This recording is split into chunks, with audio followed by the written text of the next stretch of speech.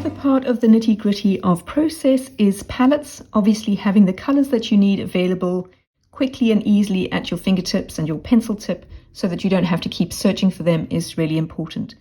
And we're going to create a palette, just a little refresher of something that you did in the Procreate Parachute.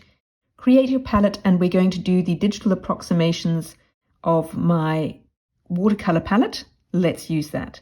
So if I pop in here and I pull up that file and open it, and then tap into the color area, you can see here we've got palettes and this plus sign. We tap on there to say plus, I want a new palette.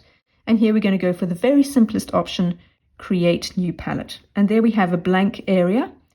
And now what I want to do is select each. So I tap and hold and I get that color. And then it's just a matter of tapping into a square to save it. I'll tap and hold on here to get my yellow ochre.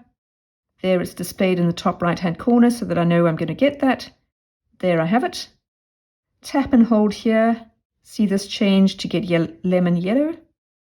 Tap and hold here. I'm going to get my burnt umber. Tap and hold here for the alizarin crimson. Tap and hold here for the French ultramarine. Tap and hold here for the vague equivalent of viridian. And there we have it. So now I can go in and I can name it. Tap, name, and I'm going to call it Ali's Digital Approximation. Right. And you can set that as the default if you want to. I'm not going to set it as the default because I always use my skin and chinos and other general as the default. But if you want to set it as your default and have it at the top, you can do. And if you want to rearrange palettes, you can just, tap and hold. Sorry.